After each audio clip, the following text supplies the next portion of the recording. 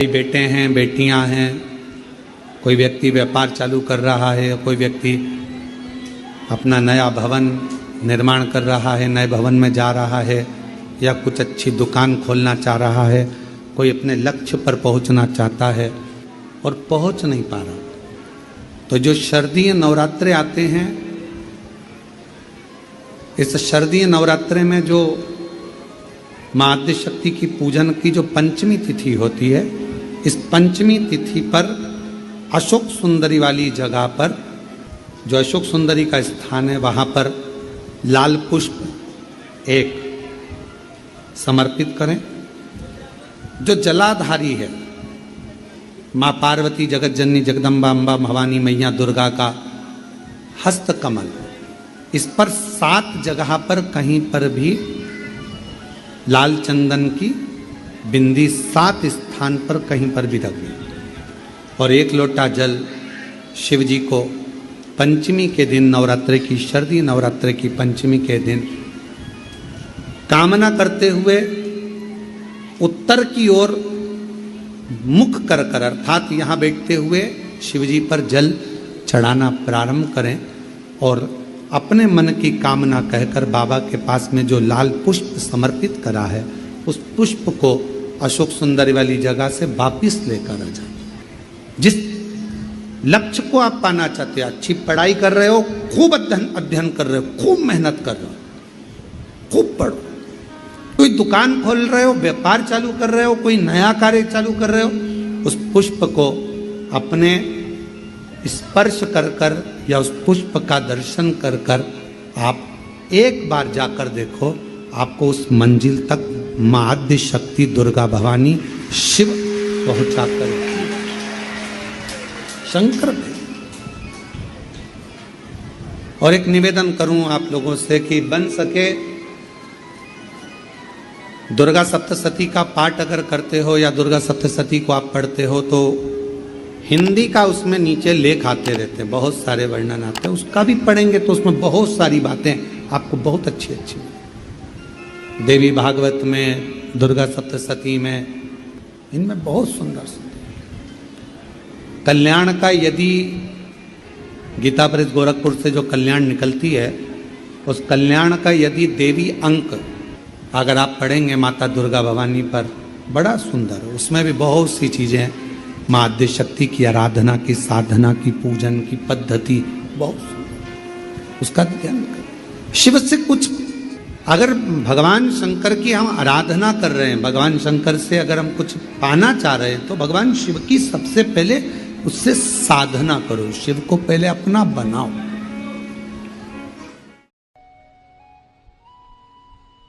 और नवरात्रे में भी देवी की आराधना का एक स्मरण का सुख है महाराज।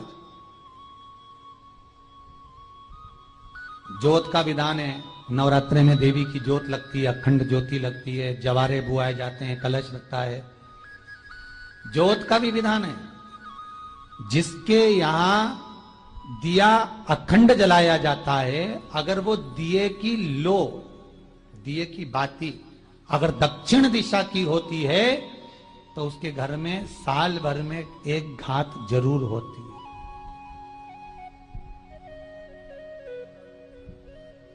जो दिया अखंड जलता है, उसकी बाती का मुख दक्षिण का नहीं होना चाहिए। अगर आपने देवी भागवत का स्मरण कराओ, देवी भागवत को अगर सुना हो, तो देवी भागवत में स्पष्ट किया गया कि पूर्व की ओर मुख करा हुआ दिया, अर्थात पूर्व की ओर ज्योत जो जलाई जाती है, वो संपदा की वृद्धि करती है।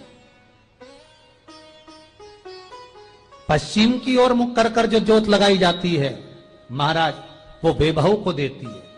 और उत्तर की ओर जो मुख कर कर ज्योत जलाई जाती है, उत्तर की ओर जो ज्योत का मुख रहता है, वो आयु की वृद्धि करती है, घर में अकाल मौत को रोकती है।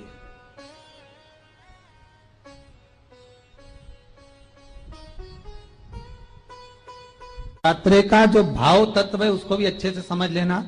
दक्षिण की ओर ज्योत ना लगाएं, अगर आपको लगाना है पूरब की लगाएं, पश्चिम की लगाएं या उत्तर की लगाएं। और जितने दिन महारानी जगदम्बा जगत धात्री दुर्गा भवानी अब की बार माता जी घोड़े पर आई है, हर बार देवी बदल बदल के आती है। इस बार जो नवरात्रे आए वो घोड़े के आए, तो घोड़े पर जो देवी जी आती है वो समृद्धि को देने वाली आती है, लक्ष्मी की वृद्धि करने वाली आती है। जैसी घोड़े की रफ्तार होती है उस रफ्तार से लक्ष्मी घर में आती है। तो ये मत सोचना कि कोरोना महामारी ने हमको नीचे गिरा दिया या कोरोना महामारी ने रोक दिया, कमाई के स्रोत रोक दिए, धन रोक दिया। चिंता मत करना, मेरी मां जगत जननी दुर्गा भवानी अब की बार घोड़े पर आई है। साल भर में इतना धन दे देगी कि आपने पीछे के 4 साल में नहीं कमाया होगा, इतनी मेरी मां भंडार भर देगी। ये घोड़े पर आई है, कोई साधारण नहीं हो सकता। देवी भागवत में स्पष्ट किया गया, जब जगदम्बा मगर पर आती है उसका भाव अलग है, और जगदम्बा जब हाथी पर आती है उसका भाव अलग है, और जगदम्बा जब घोड़े पर आती है तो जगत को समृद्धिवान बना देती है, वैभव में कमी नहीं आती। अभी भले दुनिया के लोग अभी रोते हैं कि पैसा नहीं आ रहा, कोरोना महामारी ने सब तोड़ दिया, रोक दिया, पर चिंता ना करना, मेरी मां अगर घोड़े पर आई है तो उसका सुख आपको जरूर मिलेगा। एक जरासी मिट्टी की दुकान भी अगर आप खोल कर बैठेंगे तो चांदी और सोना के बराबर कमाएंगे, इतना धन देगी वो मां। साधारण नहीं है मेरी माता। तात्विक सुख का आनंद देने वाली, लाभ तत्व प्रदान करने। और नवरात्रि में भी अगर आपकी कोई कामना है, आपकी अगर इच्छा है, आपका मन है, तो जगत जननी की आराधना करो। पति और पत्नी में अगर क्लेश है तो जगदम्बा के मंदिर में मक्खन चढ़ाओ, प्रेम बढ़ जाएगा। आपको लगता है कि पति कोई अन्य स्त्री से लगा हुआ है या परिवार टूट रहा है, तलाक तक पहुंच गया है, तो माता के मंदिर में आप ध्वजा लगवाइए, उस ध्वजा पर मक्खन लगाकर लगवाइए, आपको लाभ मिलेगा।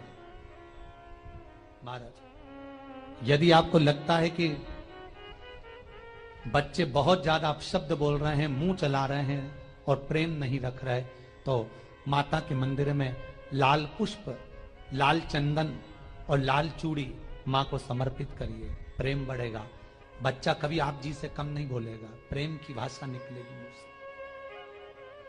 मां जगत जननी की आराधना, जगदम्बा की उपासना। नवरात्रे में 9 दिन में से कोई एक दिन ऐसा ले लो जिस दिन कन्याओं का भोजन कराओ, साथ में उनको लाल चुनरी ओढ़ाओ या कोई लाल वस्त्र, लाल पूजन की सामग्री उनको दो, सुख मिलेगा, आनंद आएगा।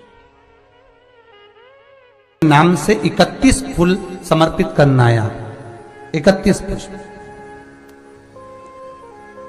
और कुंदकेश्वर के नाम से 31 पुष्प समर्पित कर कर बेलपत्री के पेड़ के नीचे की जड़ थोड़ा सा भाग निकालकर ऊपर से छीलकर अंदर का भाग शंकर कुंदकेश्वर को चढ़ाना है। उस जड़ को लाकर उसको पीसना है और पीसकर सुबह के समय पर 3 बार उसका कुंदकेश्वर का नाम लेकर सेवन करना है। जिसको साइटिका और जिसको रीढ़ की हड्डी, स्लिप डिस्क, जिसको प्रॉब्लम होती है उसको बाबा कुंदकेश्वर एक ऐसे महादेव हैं, क्योंकि भगवान शंकर के चरण पर पार्वती के द्वारा फेंका गया कुंद का प्रहार हुआ और उससे बाबा को चोट लगी, जिससे बाबा का नाम कुंदकेश्वर पड़ा। कच्चे सूत से लपेटकर 11 बार उसका भाग, जब उसको लपेट लोगे इस तरह से इकट्ठा करके, आगे का जो भाग है 11 बार कच्चा सूत लपेटने के बाद जो भाग पीछे का आगे का कोई भी हो उसको शहद में डुबाकर शिव जी को समर्पित कर दो। किस जगह पर रखना है? अशोक सुंदरी वाली जगह। अशोक सुंदरी की जगह जानते हो आप लोग, पहले भी आपको बताया है, आज फिर आपको वर्णन कर दें। जैसे ये गोल जलाधारी है, ये शिवलिंग रखा है, ये 2 जहां से पानी बह रहा है बाबा के चरणारविंद, राइट में श्री गणेश जी का स्थान, लेफ्ट में कार्तिकेय का स्थान, बीच में अशोक सुंदरी की जगह। शंकर भगवान की 6 लड़कियां हैं। भगवान शंकर के 13 बच्चे, 13 बच्चों में से 6 लड़कियां, उस 6 लड़कियों में से एक लड़की का स्थान, भगवान शंकर की एक बेटी का स्थान, अशोक सुंदरी का स्थान सामने। पद्म पुराण में स्पष्ट किया ये स्थान अशोक सुंदरी का। शंकर भगवान की जलाधारी में पार्वती जी का हस्तकमल, ऊपर से जो एक एक बूंद पानी गिरता है, ये शंकर भगवान की 5 लड़कियों का स्थान है। जया, विषहरा, सामरी बारी, दौतली और देव। शंकर भगवान की 5 लड़कियां भगवान शंकर के मस्तक पे जल की धार गिरा रही हैं। बीच में जो अशोक सुंदरी का स्थान है महाराज, उस जगह पर शहद का मुख, जो शहद आपने भिंगोया है, उस शहद का मुख शंकर जी की ओर कर कर इसी चैत्र के महीने में, इन्हीं नवरात्रि में शंकर भगवान के उस अशोक सुंदरी की जगह पर शहद का भाग शिव जी की ओर रख दें। महाराज, अगर घर में संपदा की कमी हो या कोई पैसा खा गया हो, रुपया नहीं दे रहा हो, पैसा अटक गया हो, तो उस शहद को शिव जी की ओर मुख कर कर उस आम के पल्लव की जो डंडी है उसको 11 डंडी को वहां रख दीजिए और उससे अपनी कामना कर कर आ जाइए।